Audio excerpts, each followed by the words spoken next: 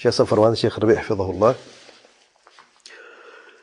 وغير ذلك من الأصول التي وضعت لمحاربة أهل السنة وللذب عن أهل البدع والضلال.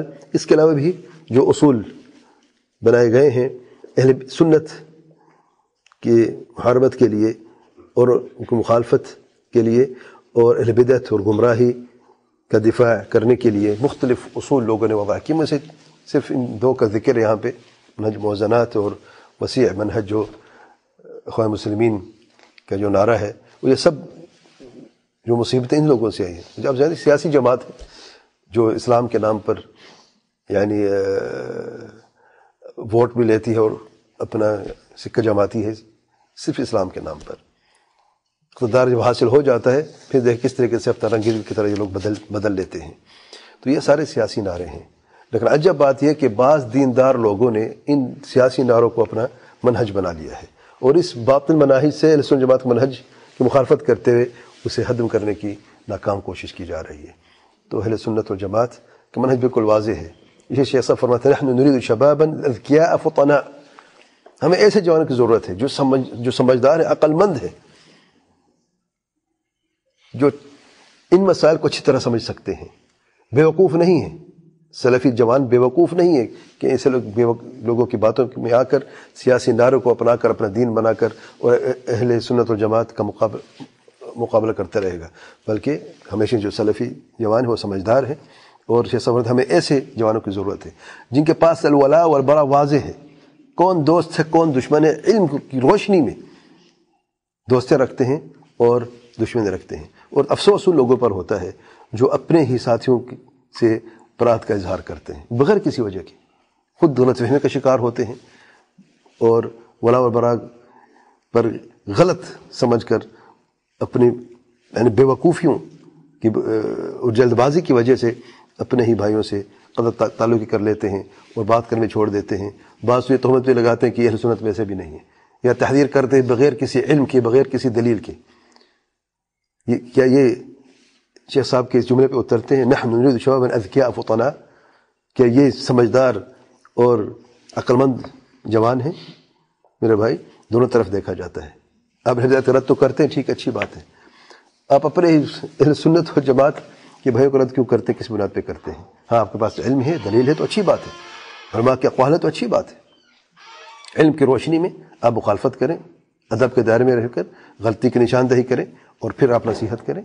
لیکن خود تہمتیں لگانی ہے اور خود اپنے بھائیوں سے نفرت کا اظہار کرنا ہے, وہ پروپیگنڈے کرنے ہیں اور اپنی طرف سے باتیں بنا کر صرف تہمت لگانی ہے اور کسی کو گرانے کی ناکام کوشش کرنی ہے, یہ کوئی منہج سنت جماعت میں سے نہیں, نہ ہی سلف علماء اس کی کبھی بھی تعلیمات دی ہیں. نسبت علماء کی طرف ہے, کبار علماء کی طرف ہے, لیکن کام دیکھیں کیا کبار علماء نے اس کی تعلیمات دی ہیں. سبحان اللہ. تو سلف طالب علم جیسے ایسا فرماتے ہیں ہمیشہ سمجھدار ہیں اور عقل مند ہیں.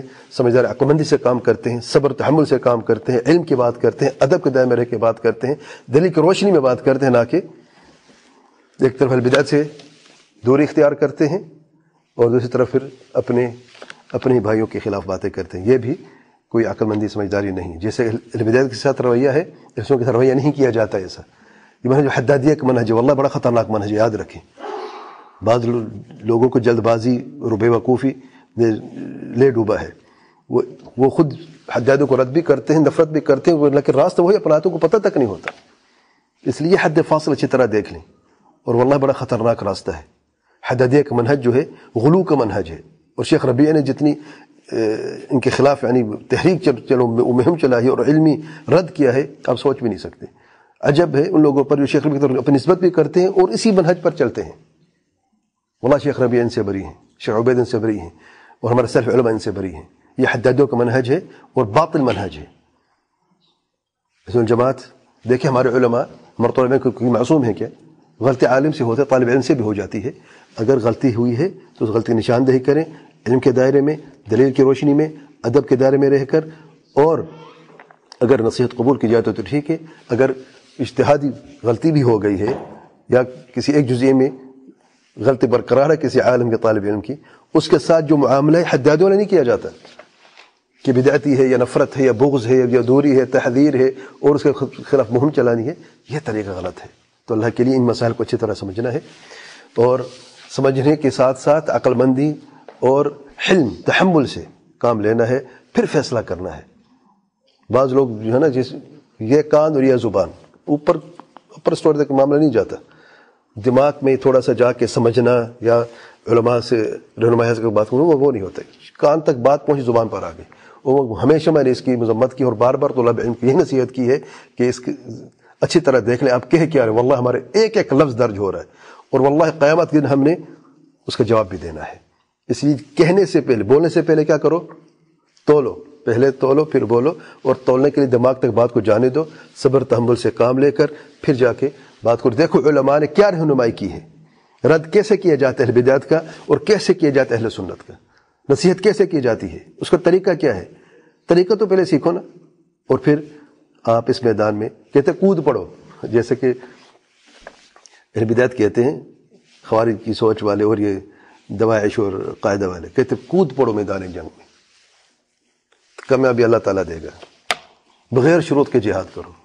سبحان اللہ، کیا فرق ہے میرے بھائی ان لوگوں میں جو کہتے ہیں ردود میں کود پڑو، کچھ بھی ہو جائے بس ہم نے اپنی سلفیت کو بچانا ہے۔ وہ بھائی کون سی بات لوگ بچانا چاہتے ہیں، کون سی سلفیت ہے جو حدادیوں کے منہج پر چل کے بچانا چاہتے ہیں؟ سنت جماعت بالکل واضح منہج ہے، اگر آپ نے اس منہج کو بچانا ہے تو اس منہج کے اصول کے مطابق آپ کو عمل کرنا پڑے گا۔